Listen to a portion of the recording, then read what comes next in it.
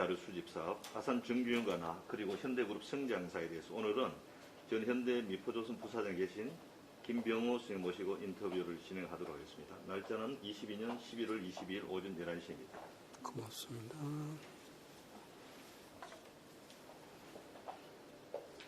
우리 구술과 정리 편을 위해서 우리 구술자, 저는 면담자, 우리 아산 정규 창업자 이런 식으로 용어를 좀 정리하도록 하겠습니다. 먼저 우리 구술자의 개인 생애에 대해서 여쭤보도록 하겠습니다. 예. 생년월일과 고향에 대해서 구체적으로 좀 말씀해 주십시오. 저는 1950년 8월 달에 충남 홍성에서 태어났습니다. 예. 요 홍성 그러면 대대로 이제 조상들이 있던 곳인가요? 그렇죠. 예. 그 혹시 홍성 뭐 이게 면 다리까지 좀 말할 수 있습니까? 예, 홍성군 홍성읍 예. 대교리. 제교리에. 대교리. 아, 대교리. 예. 예. 혹시 우리 그러면 구술자의 가족 관계, 자식들 말고 형제, 남매는 어떻게 됩니까? 아버지 어머님하고 제가 오남일녀의 장남으로 태어났습니다. 어머니 장남이. 예. 아, 사남일녀. 미안합니다. 예. 합쳐서 오남매였었으니까. 예. 그래서 어릴 때 좀 가정 형편은 좀 어떤 편이었어요? 뭐 그렇게 어렵거나 그렇다고 썩 잘 살지도 한 중농 정도, 농촌이니까 네. 중농 정도 되었었습니다. 저 어릴 때 먹고 사는 데는 조금 뭐 어려움은 없었다 그런 거죠. 예, 먹고 사는 데는 어려움은 없었죠. 예. 그 시절 대부분 너무 먹고 사는 힘든 뭐 시절이라 수레를 많이 하셔가지고. 예. 그렇다고 뭐 학창 시절은 어떻게 초중고 초중고는 고향에서 다녔습니다. 그럼 이제 대학은 이제 서울로 올라왔습니다. 혹시 그 학창 시절 중에서 기억에 남는 일 한 가지 특별히 강하게 남아있는 기억이 있다고요? 언제든 뭐 본인 기억 속에 학창 시절에 제일 강하게 남아있던 기억이 어떤 대부분의 시골 학생들이 그러듯이 그 현지에서 그냥 뭐 일종의 비슷하게 동계 진학 비슷하게 그렇게 올라갔기 때문에 고등학교까지는 그냥 고향에서 다녔는데 공부는 꽤 잘하는 편이었었습니다. 이제 고등학교 올라가고 대학이 이제 그런 문제가 대두가 되니까 그 지역에는 대학이 없으니까 서울로 가야 되겠다. 그런 이제 생각이 있어가지고 첫 해는 서울대학을 봤는데 떨어졌습니다. 그래서 재수하려고 마음을 먹고 있었는데 친구 한 사람이 재수할 때는 하더라도 후기 시험 한 군데만 보자. 그래가지고 후기 대학을 한 군데 시험을 봐서 합격을 했어요. 근데 그 친구도 합격을 하고 그 친구 얘기가 뭐 일단 좀 다녀보자. 그래서 다녔는데 제 거기에 기대치라고 그럴까 만족도랄까 이게 아니었어요. 그래서 한 학기 마치고서 휴학을 했습니다. 그리고 휴학을 하고 시골에 내려와서 혼자 이제 공부를 하고 있었는데 추석 때 또 서울에서 저 학원 다니면서 재수하는 친구가 내려와가지고 내년에 학교를 어떻게 하려고 그러냐고.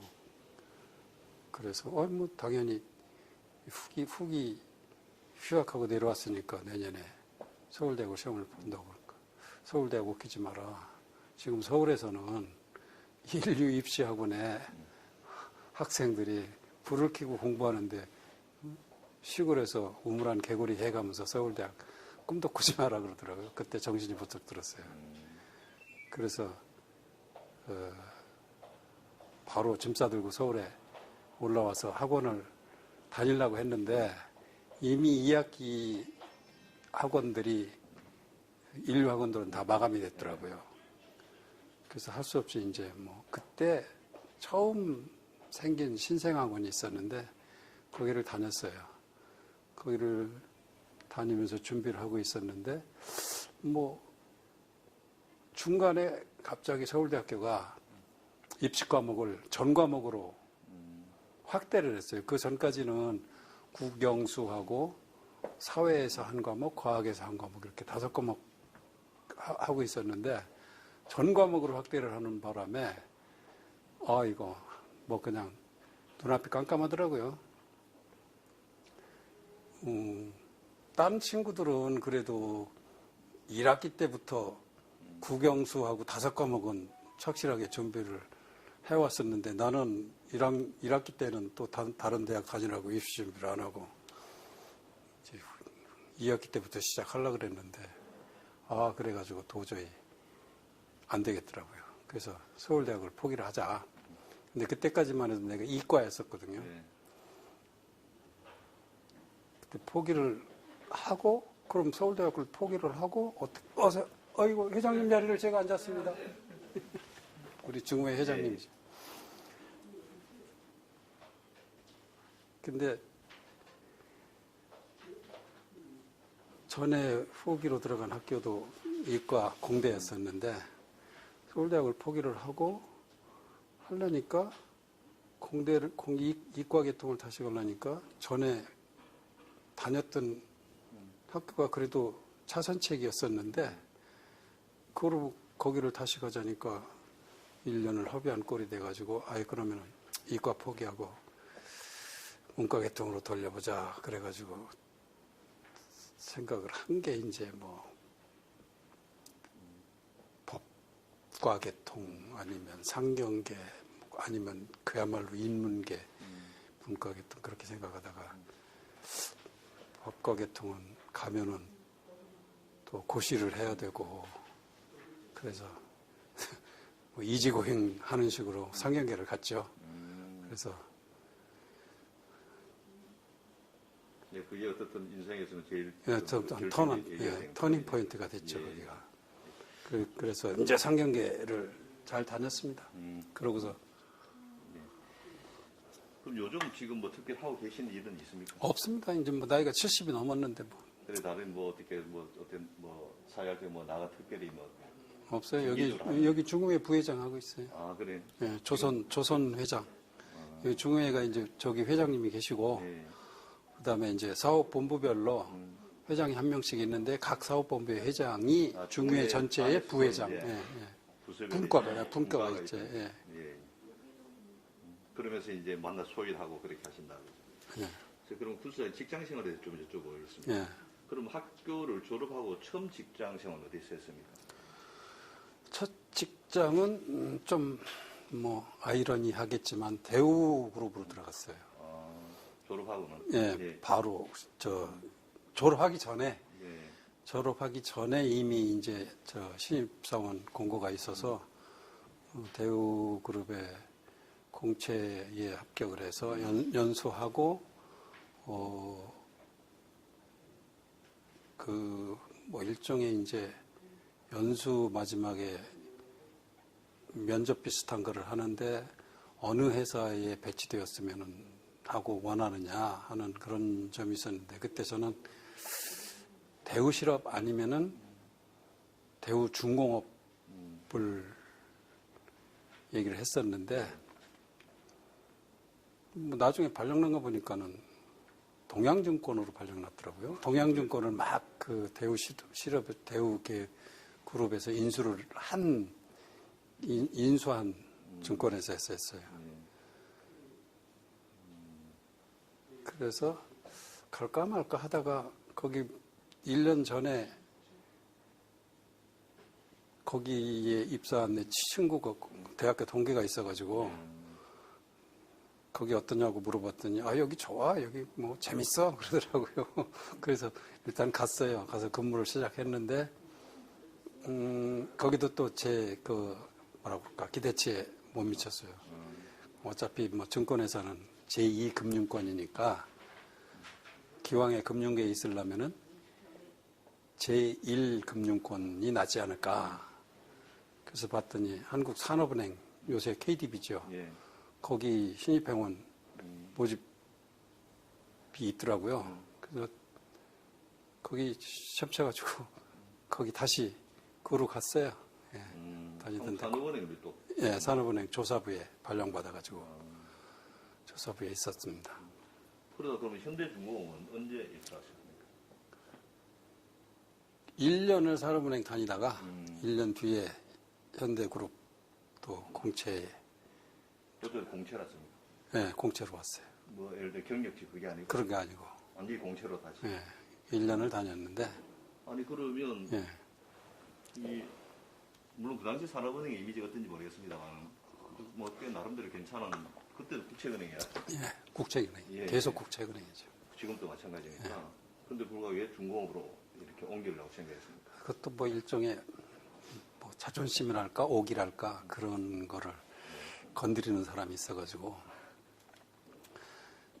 산업은행은 그때 당시에도 저는 경제학과를 나왔는데 경제학과 출신들이 또 선망하는 특히 조사부 예. 1순위가 한국은행 조사부, 2순위가 산업은행 조사부였었습니다. 근데 내가 그때 산업은행 시험을 칠 때는 한국은행은 모집이 없었어요. 그럼 하여튼 그 산업은행 모집이 있어서 거기를 갔는데 잘했어요. 가가지고 내가 원하는 바대로 잘하고 있었는데 그때 당시에 경제개발 5개년 계획이 뭐 4차인지 뭐 연도별로 찾아보면 알 거예요. 그때가 1976년이었으니까 4차인지 5차인지 경제개발 5개년 계획을 수립을 할 때인데 경제개발 5개년 계획을 수립을 할 때 그 총괄은 경제기획원에서 합니다. 그리고 금융 분야는 한국은행에서 초안을 작성하고 산업 분야는 산업은행에서 작성을 하고 그럴 때 이제 거기에 그 경제개발 5개년 계획 수립에 말단으로 참여를 하고 있었어요. 근데 이제 하루는 신문을 보니까 현대그룹에서 현대특히 현대건설이지 주베일 항 수주기사가 났어요. 예. 10억 불짜리 공사를 현대가 사우디에서 수주를 했다고. 그래가지고 지나가는 말로 야 현대 대단하다. 야 그때 10억 불이면 말도 못하는 뭐 금액으로 보면은 뭐 섬유 수출해가지고 뭐 겨우 뭐 몇백만 불, 몇천만 불 할 때 1억 불도 아니고 10억 불짜리를 수주를 했. 나라가 떠들썩 할 때 아닙니까? 그걸 보고 야 현대 정말 현대 대단하다. 아 나도 이런 회사 가고 싶다 이렇게 지나가는 말로 했더니 내 뒤에 있는 상급자가 어이 김병호 네가 현대 갈 실력 있었으면 여기 산업은행 왔겠냐? 그러더라고요. 그래서 내가 아무 소리도 안 하고 그냥 참고 바로 이 현대그룹 공채 그 광고가 났길래 가서 시험 보고 입사 지원해서 시험 보고 합격해서 현대그룹에 조인했습니다. 아 그러면 이제 경력단을 공채로 이제 완전히 들어갔다는 거죠. 네. 그때 뭐 공채는 어떤 뭐 형식? 그룹 공채였어요. 그룹 공채인데 시험 과목 시험 과목은 우리가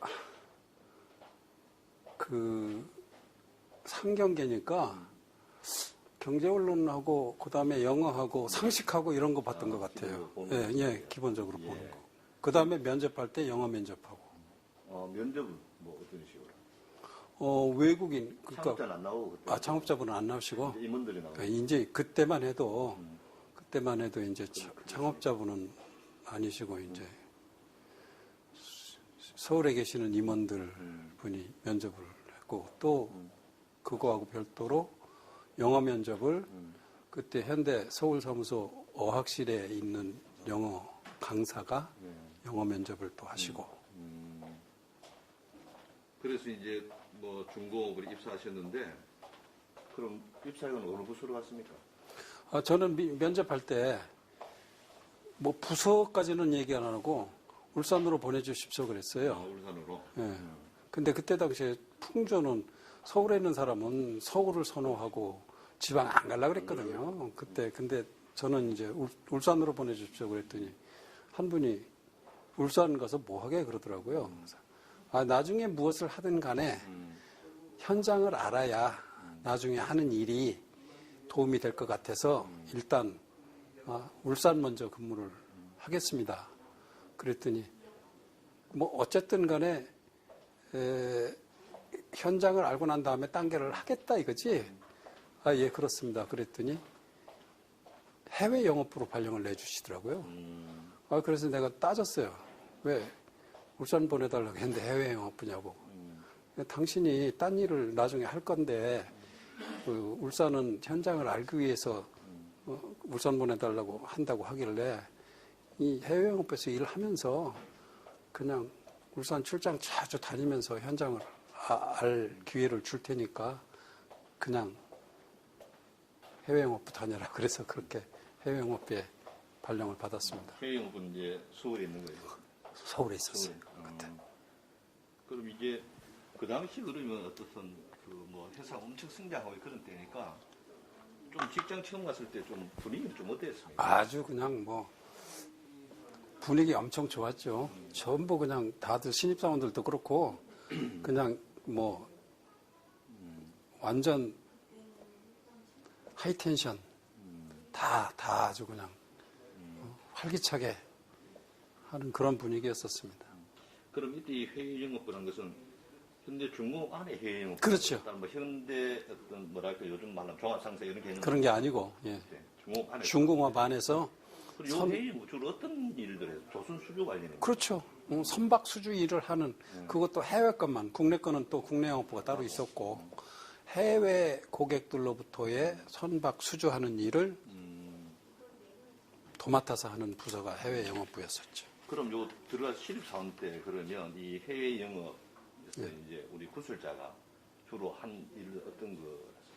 그러니까 신입사원이 할 수 있는 일은 굉장히 한정이 돼 있어요. 우선 아침에 텔렉스로 그때는 모든 교신을 했는데 팩스도 없고 이메일도 없고 뭐 무조건 팩스 아니면 나중에 이제 파우치로 문서 같은 거는 책이나 사양서나 이런 건 파우치로 이제 보내고 데일리 커뮤니케이션은 전부 이미 텔렉스에 했었어요. 그러니까 밤새도록 이제 텔렉스 실로 들어와요. 텔렉스 실이라고 통신실이 따로 있었어요. 그때 거기로 고객한테서 들어오는 텔렉스, 지사에서 들어오는 텔렉스 이런 것들을 수거해서 담당 파트별로 나눠주는 일부터 시작했습니다. 그게 이제 신입사원이 할 일이죠. 거기다가 또 이제 뭐 복사하는 일, 사무실 청소하는 일 이런 걸 시작을 했죠. 그런 걸로. 그럼 신입사원 시절 뭐 창업자에 관련된 뭐 기업 같은 거 예를 들면 뭐 신입사원들 항상 현대의 특징은 수련회 같은 거 하잖아요. 네. 혹시 수련회 참여한 적 있습니까? 수련회 그때만 해도 이미 저 그룹이 커져가지고 그룹 전체 수련회를 못 하고 그 회사별로 했어요. 현대건설은 강릉에서, 원래 하던 대로. 현대중공업은 저기 그 수중릉이 있는 관상에 있었죠. 간포 해수욕장. 간포. 예. 거기서 중공업은 거기서 따로 했어요. 그래서 저 수련회 할 때 창업자님은 못 뵙고 중공업까지는 안 오시고 건설은 가셨다 하더라고요. 그때도. 근데 우리는 중공업만 따로 모여서 했죠.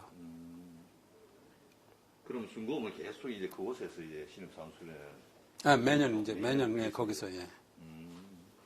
그럼 신입사원 시절에 이제 창업자와 마주칠 기회는 거의 없었네요. 울산에 이제 오시잖아요. 오시면은 이제 뭐랄까, 집차, 이런 거를 타시고 현장을 순시하실 때 먼 발치에서만 뵀죠. 먼 발치에서. 예. 그럼 또 군수께서는 이제 현대중공업 해외 영업부에 근무하면서 이제 뭐 선박 영업 쪽으로 계속 전함시 탁월한 역량을 보였다고 이제 알려져 있습니다. 그 예로 이제 해외 지점을 굉장히 많이 근무하셨는데 예. 맨 처음 해외 지점에 간 때는 언제인지 어느 거? 81년 여름에 정확하게 뭐 달수는 7월인지 8월인지는 예. 기억이 안 나지만 런던 지사를 나갔습니다. 아, 런던 지사. 이게 예. 처음입니까? 이 예, 지사? 예. 근데 이 런던 지사는 우리 70년대 이게 중공이 크는데 가장 큰 역할을 하는 곳이기도 하죠. 예. 공항이니까. 예. 그럼 그 초창기와 이제 80년대 가보니까 런던 지사의 규모라든가 이런 것들은 초기와는 어떤? 엄청나게 컸어요. 완전히 거기는 뭐라 그래야 되나. 해외에서 제일 큰 오퍼레이션을 하는 본부였었어요. 거기 뭐 중공업뿐만이 아니고 예, 예. 건설, 중공업, 미포, 뭐 자동차 다 거기에 모여 있었어요. 그래가지고 전에 이제 저희 선배들은 뭐 브롬튼 로드에서 이제 근무를 하셨다고 그러는데 저희가 갔을 때는 브롬튼 로드에서 규모가 너무 커져가지고 해머스미스 중심부에 세인트 마틴 사우스라는 그 지역에서는 제일 고층 빌딩. 그게 런던에서 외곽 지역이에요, 그게? 약간 외곽이에요. 약간 외곽. 예. 예.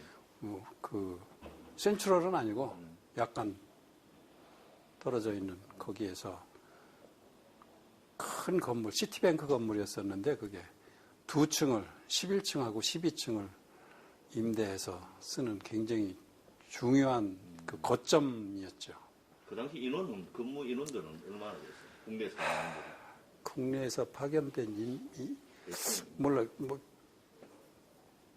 한 100명 가까이 됐을걸요? 국내 파견된 인원? 예. 각 사 합쳐서 중공업만도 뭐 한 15명 정도? 현대건설하고 현대중공업이 제일 컸는데 그 중에서도 거기에 거점은 중공업에서 맡아가지고 했어요. 건물 관리도 중공업에서 하고 숙소 관리도 중공업에서 하고. 그럼 그 다음에는 어느 지사로 또 발령받았어요? 그 다음엔 들어와가지고 울산에 그때 이제 울산으로 들었어요. 예.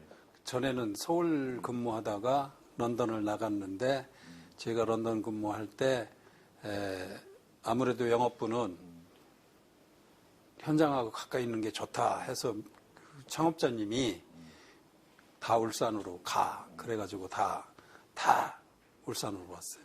뭐 조선 영업뿐만 아니고 뭐 플란트 영업도 그때 내려오고 해양 영업도 내려오고 다 영업 부서가 다 울산으로 있었어요. 제가 이제 귀국할 때. 그래서 울산 가가지고 근무하다가 89년 말쯤에 홍콩 지사를 갔습니다. 그럼 홍콩은